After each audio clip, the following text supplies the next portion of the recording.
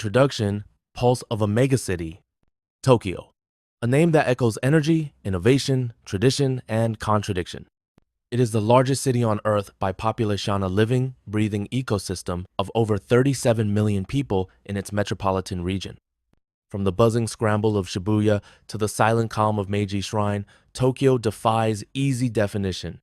It's a city of paradoxes, a place where robotic cafes exist a few blocks away from 500-year-old temples, where fashion-forward Harajuku sits beside historic Omotesando, where business suits and cosplay outfits pass each other on the same subway train.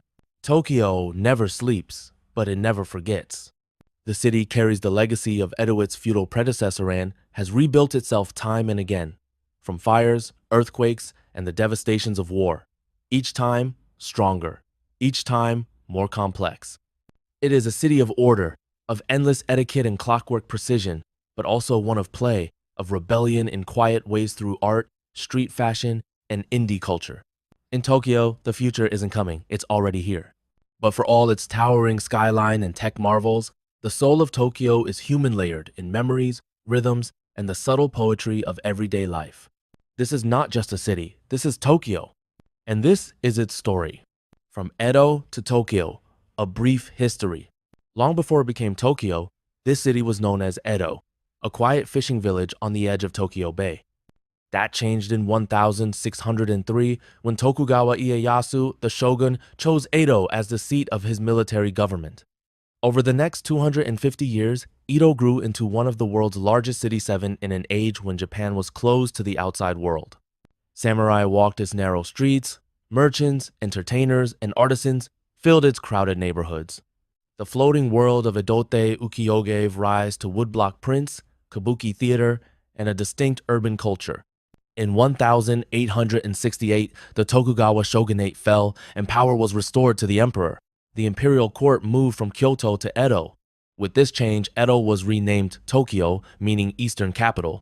The Meiji era brought radical modernization. Railways, factories, and telegraphs transformed Tokyo into a 19th century industrial powerhouse. Western clothes, architecture, and institutions began blending with traditional Japanese customs. Yet, Tokyo's growth came at a cost. The Great Kanto earthquake of 1923 leveled much of the city, killing over 100 people. Then, in World War II, U.S. firebombing raids destroyed much of Tokyo once again. The devastation was near total. But Tokyo did what it always does. It rebuilt.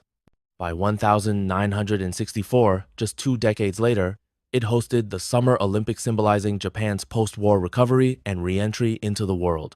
Skyscrapers began to rise. Bullet trains began to run. Global corporations made Tokyo their home. Today, Tokyo stands not just as a national capital, but as a global force, rooted in centuries of reinvention. Cityscape, districts, design, and flow. Tokyo is not a city, it is a constellation of cities. A sprawling urban mosaic without a single center, but dozens of unique districts each, a city within a city. Shibuya, the pulse of youth and energy, fashion, music, digital art. The scramble crossing here is the most famous intersection in the world, thousands walking at once, yet never colliding. Shinjuku, the vertical city, home to Tokyo's busiest train station, its skyline stretches upward with government towers, department stores, and rooftop gardens. At night, it glows with red lanterns, jazz bars, and the neon haze of Kabukicho. Ginza, Tokyo's luxury showroom, designer stores, upscale sushi counters, and century-old craft shops all side by side. Precision, elegance, and silence. Asakusa, a window into the Edo era. The Great Red Gate of Sensō-ji Temple stands as a spiritual anchor amid souvenir shops and kimono-clad tourists. Akihabara, the electric town. Decades ago, it was famous for black market radios and tech parts. Today, it is the mecca of anime, video games, and otaku culture. Harajuku, where Tokyo's creativity rebels. Here, teenagers express themselves in Lolita fashion, punk styles, and experimental streetwear. It is fashion without fear. Ueno, the cultural core. Museums, galleries, and a sprawling park where cherry blossoms attract millions. Nearby, Amiyoko Market bustles with post-war energy that never left. Odaiba, the future on water, an artificial island of entertainment complexes, futuristic malls, and the Gundam statue standing watch. Every district is a new chapter. Each has its own architecture, lifestyle, tempo, and between them railways, subways, bikes, taxis, and pedestrians flow with mechanical grace. Tokyo's urban design is a study in controlled chaos. Streets often have no names. Addresses can be complex, but the system works not because it's easy to understand, but because everyone understands it together. Beneath the surface lies another world, underground cities, connected malls, food courts, and train networks that keep the city moving in all weather. Above, space is optimized with vertical layering. Offices, homes, bars, shrine halls stacked like a living puzzle. In Tokyo, movement is constant. Change is natural. But each district remains distinct a living map of how a city can be many cities at once. People, life, work, and harmony. Tokyo moves with discipline, precision, quiet urgency. Each morning, over 3 million commuters pass through Shinjuku Station alone. Trains run every few minutes, perfectly timed. Passengers queue, board, and disembark in near silence. Here, punctuality isn't just polite, it's sacred. A train that departs 30 seconds early warrants a public apology. Life in Tokyo is structured, clean, and cooperative. There's little pushing, no shouting, and almost no trash on the streets because people carry it home. In this densely packed city, personal space is limited, but social harmony, known as wa, fills the gaps. At work, the Japanese salaryman is iconic. Long hours, devotion to the company, and after-hours drinking sessions are part of the expected norm. Group identity often takes precedence over personal expression, but this culture has its costs. Burnout is common. The term karoshi death from overwork is real. Still, changes are underway. Remote work is rising.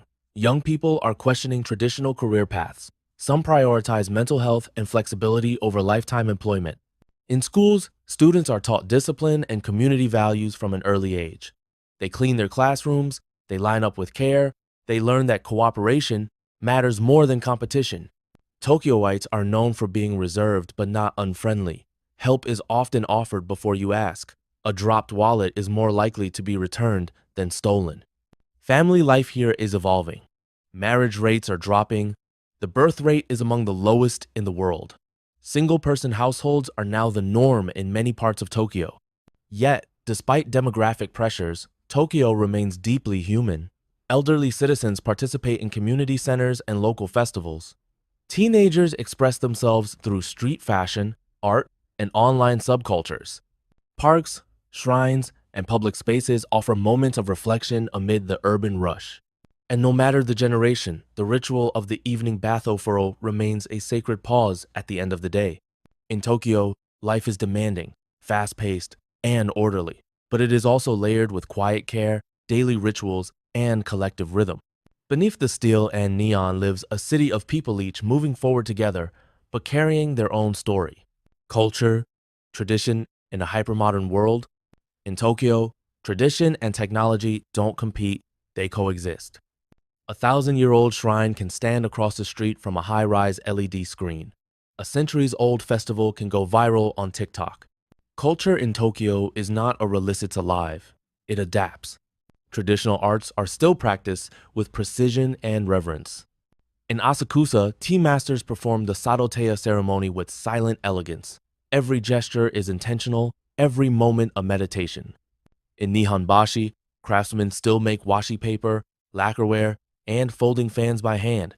These aren't tourist performances, they're inherited callings. Kabuki and No theater continue to draw crowds, some in suits, some in cosplay. At the same time, Tokyo is a global capital of pop culture. Manga, once considered pulp, is now studied as literature. Anime studios produce worlds with emotional depth and philosophical weight stories that shape imaginations worldwide. J-pop idols pack stadiums, indie rock thrives in tiny basement venues, and street dancers rehearse under train overpasses until midnight. Fashion in Tokyo is an art form in itself. In Harajuku, Lolita goths, retro futurists, and avant-garde creators showcase outfits that belong in galleries. In Ginza, minimalist designers strip fashion down to silence and shadow. Tokyo's museums house global masterpieces, but just as vital are its bookstores, vinyl shops, design cafes, and Zinni's microcultures growing in every alley. And while much of this culture is visual, Tokyo is also deeply sonic. From taiko drumming and gagaku court music to video game soundtracks and ambient street noise, the city sings 1,000 songs. In Tokyo, culture is a spectrum, from the sacred to the surreal, from the silent to the neon loud. Here, heritage isn't something to preserve in a museum, it's something to remix, reimagine, and live. Landmarks. Tokyo has many sightseeing spots, but very few of them are old. There are very few buildings in Tokyo that are more than 50 years old. Popular places for visitors range from Tokyo Tower in the center of the city to Mount Takao out in the western countryside. Tokyo Skytree is a new tower and is the tallest in Japan. Traditional religious sites such as Meiji Shrine and Sensō-ji attract many tourists. The Imperial Palace can be seen in the middle of the city, but is not open to the public.